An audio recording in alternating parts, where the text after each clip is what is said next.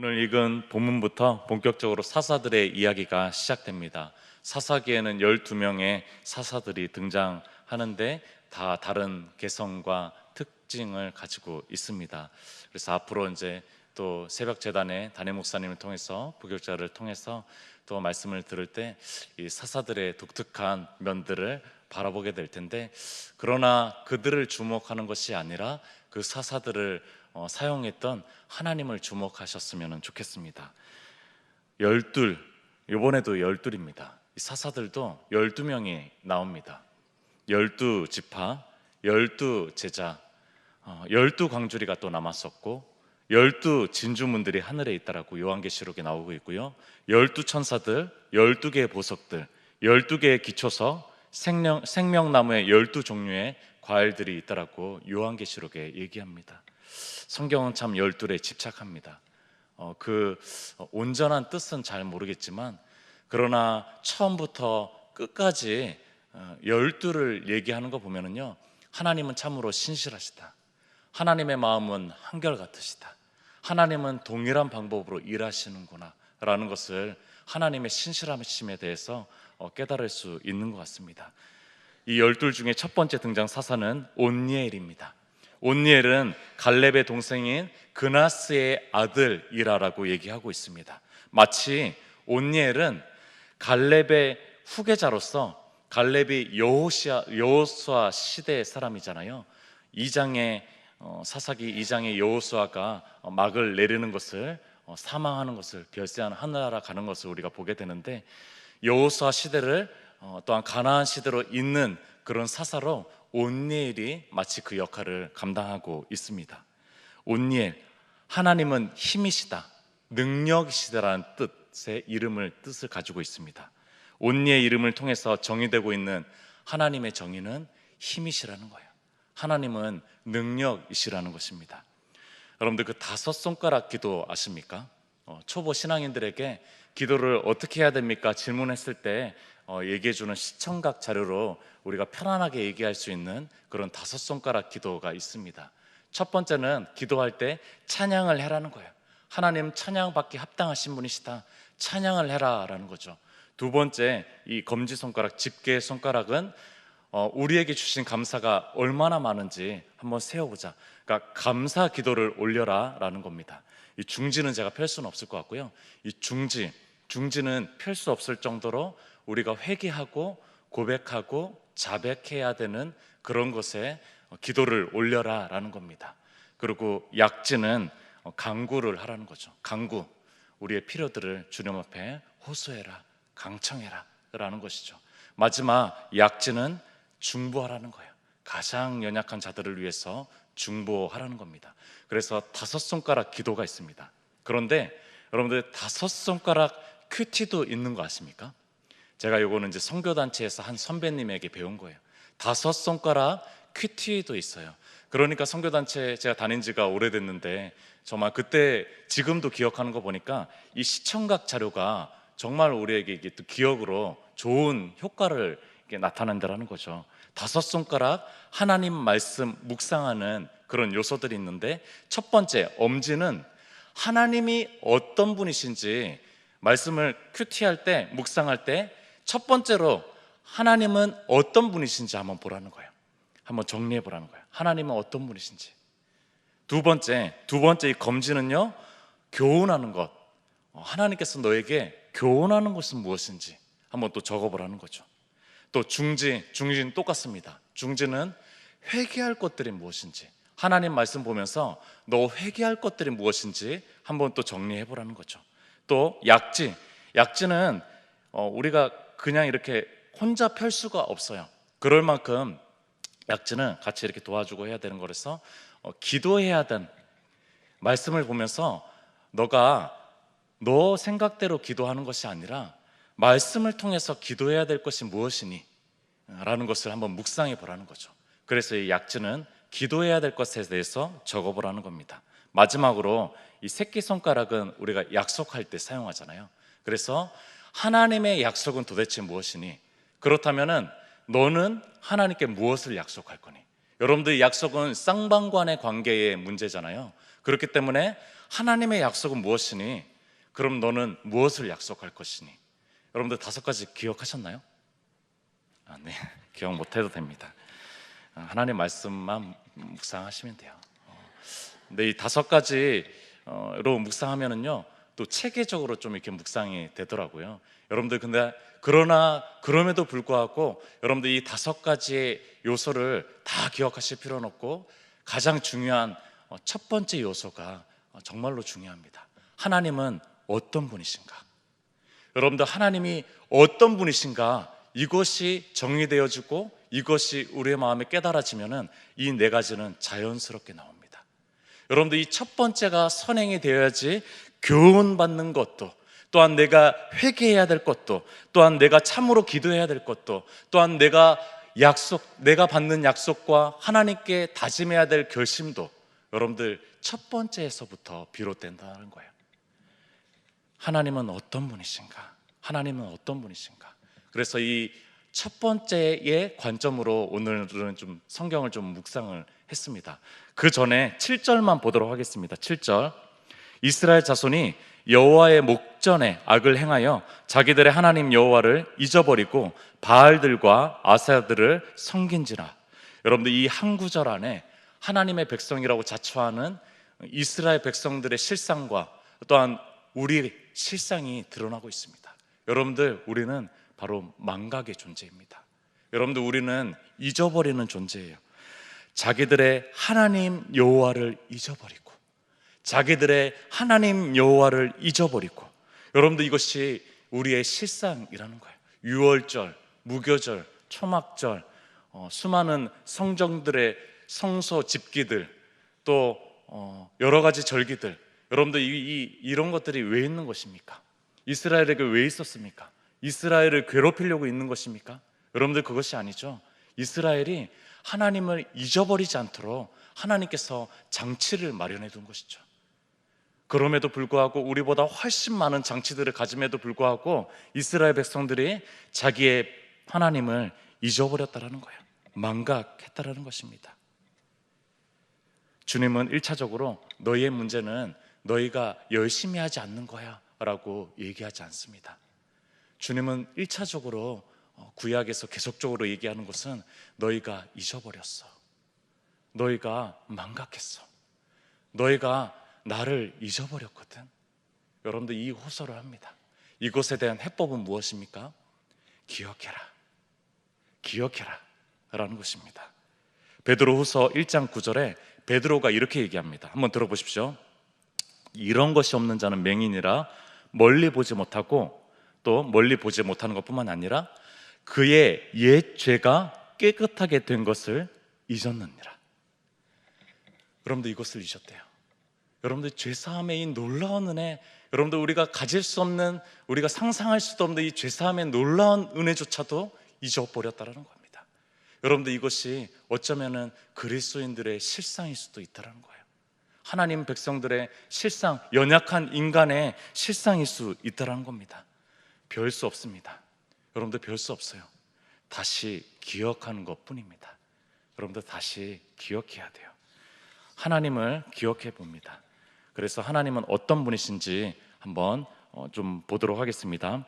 첫 번째 한 5가지만 보도록 할 텐데요. 첫 번째 7절 앞부분에 이스라엘 자손이 여호와의 목전에 악을 행하여, 새 번역에 보니까 여호와의 목전을 주님이 보시기에 라고 썼습니다. 하나님은 보시는 분입니다. 여러분들 하나님은 보시는 분이에요. 특별히 하나님은 중심을 보시는 분입니다. 중심이 어디에 있는지, 중심이 누구를 바라보고 있는지, 중심이 어디에 많이 가 있는지, 중심이 무엇에 매여 있는지 다 보고 계십니다. 여러분들 표면적인 것이 아니라 우리가 보지 못하는 나 자신의 영혼 깊은 곳까지도 보시는 분이 하나님이시라는 겁니다. 첫 번째, 하나님은 보시는 분. 두 번째, 8절 앞부분에 여호와께서 이스라엘에게 진노하사, 하나님은 노하시는 분이십니다. 하나님은 사랑만 많으신 분이 아니라 그만큼의 공의로 충만하신 분이십니다. 죄에 대해서 진노하시는 분이십니다. 심지어 자신의 백성에게도 노하시는 분입니다. 아니, 당신의 백성을 향해서는 더욱 주목하시고 더욱 당신의 공의의 잣대를 들이미시는 분이 바로 하나님이십니다. 여러분들, 하나님은 그래서 참 공평한가 봐요. 공정한가 봐요. 하나님은 자기 사람이라고 당신의 잣대, 공의의 잣대를 피하시지 않고 오히려 그 잣대를 더 밀어 넣으십니다. 여러분들, 그분이 바로 하나님이십니다. 당신의 백성이야말로 당신의 법대로 치리하기를 원하십니다. 세 번째, 9절 앞부분에 이스라엘 자손이 여호와께 부르짖음에 여호와께서 이스라엘 자손을 위하여, 하나님은 부르짖는 당신의 백성의 신음소리를 들으시는 분이십니다.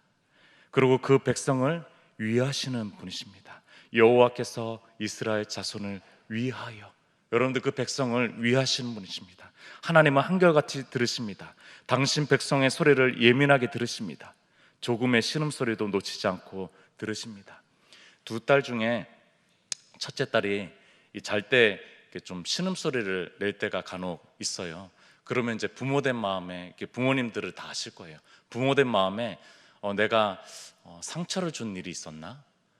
이렇게 깨어있을 때 누구에게 상처를 받았나? 누구랑 다퉜나? 그런 생각들 많이 하시죠. 잠자다가 단발의 그 신음소리를 들을 때 그것이 어쩌면은 천둥 소리보다 더 크게 들리잖아요. 계속 울리는 알람 소리는 못 들어도 여러분들 그 자녀의 신음소리는 우리가 천둥보다도 더 크게 듣잖아요. 여러분들, 이것이 우리 하늘에 계신 아버지의 마음이라는 거예요. 여러분들, 당신의 백성의 그 신음소리, 단발의 그 신음소리는 여러분들 하나님께서 놓치지 않으십니다. 여러분들, 세상의 큰 소리들, 그 소리들을 보다도 하나님께서 더 크게 들으시는 그 소리가 있는데, 그 소리는 바로 당신의 백성의 신음소리, 그 아파하고 있는 고통의 소리. 여러분들, 그 소리를 하나님께서는 놓치지 않고 다 듣고 계십니다. 여러분들, 그런 분이라고 얘기하고 있어요. 네 번째, 9절 중간 부분입니다. 한 구원자를 세워 그들을 구원하게 하시니, 여러분들, 이것은 하나님께서 구원하시는, 하나님께서 일하시는 고전적이고 전통적인 방법입니다. 하나님은 무에서 유를 만드시고 일하실 수 있는 그런 분이세요. 매개를 통하지 않아도, 중간자를 통해서 일하시지 않아도 됩니다. 그럼에도 불구하고 하나님은 세상을 창조하시고 나서부터 주로 일하시는 방법은 매개를 통해서 일한다라는 거예요. 그것도 약하고 약한, 배신하기 쉬운 그런 사람을 통해서 하나님께서는 일하십니다. 여러분들, 이것은 하나님의 일하심에 아주 전통적이고 또한 그런 고전적인 방법이라는 거죠. 여러분들, 이 전통적인 방법은 결국은 구원의 종국적인 방법이었습니다. 결국에는 마지막 방법이었어요. 노아, 모세, 여호수아, 보아스, 사사들, 다윗, 또한 수많은 구약의 구원자들, 인간 구원자들, 여러분들, 그들은 구속사적인 입장, 관점에서 보면은요, 결국은 예수 그리스도, 완전한 구원자, 영원한 구원자, 종국의 구원자, 여러분들, 그 예수 그리스도를 예표하는 그런 사람들이었다라는 것입니다. 맞아요. 여러분들, 하나님께서는 처음서부터 끝까지 이 매개를 통해서 일하셨어요. 사람을 통해서 일하셨다는 거예요. 우리를 통해서 일하신다라는 것입니다. 마지막 다섯 번째, 10절입니다. 10절 앞부분에 여호와의 영이 그에게 임하심으로 그가 이스라엘의 사사가 되어, 하나님은 당신이 세운 그 매개의 재능과 실력, 기술로 일하신다고 말씀하시지 않습니다. 그 매개의 인간적 권위와 권세와 연주를 가지고 일하신다고 말씀하시지 않습니다. 하나님은 당신의 영을 부으십니다. 하나님은 당신의 영, 성령을 거룩한 영을 부르심으로 하나님께서는 일하신다라고, 구원하신다라고 말씀하십니다. 그래서 다행입니다.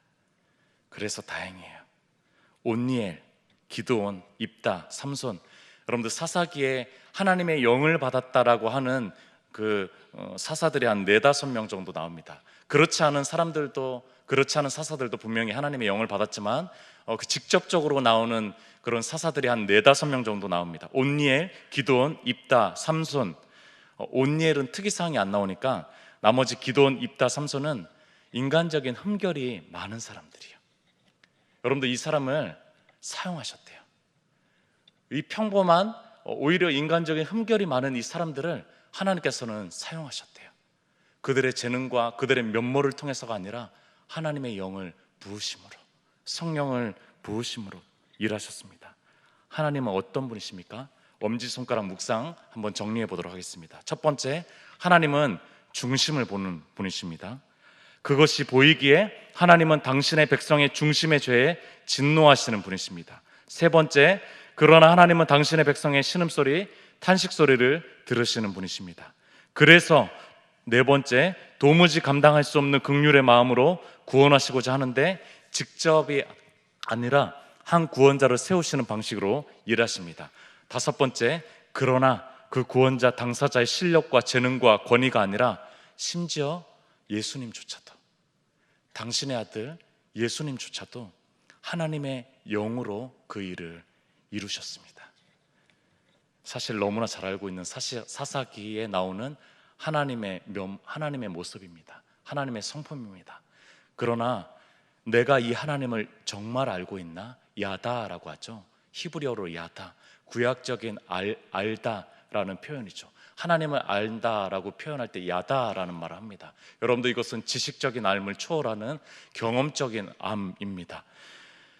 첫 번째, 참으로 하나님께서 내 중심을 보신다고 생생히 여기고 사는가?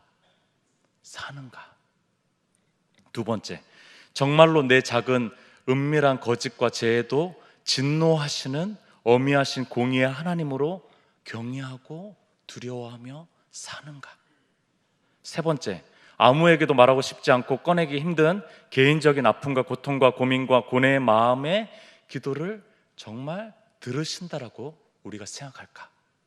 네 번째, 정말 예수 그리스도만 구원자로 전적으로 신뢰하고 믿고 사는가? 마지막 다섯 번째, 정말로 하나님은 선천적 재능과 비상한 머리와 쌓아진 노하우와 연줄과 기타 스펙이 아니라 하나님의 영을 부어서 일하시는가?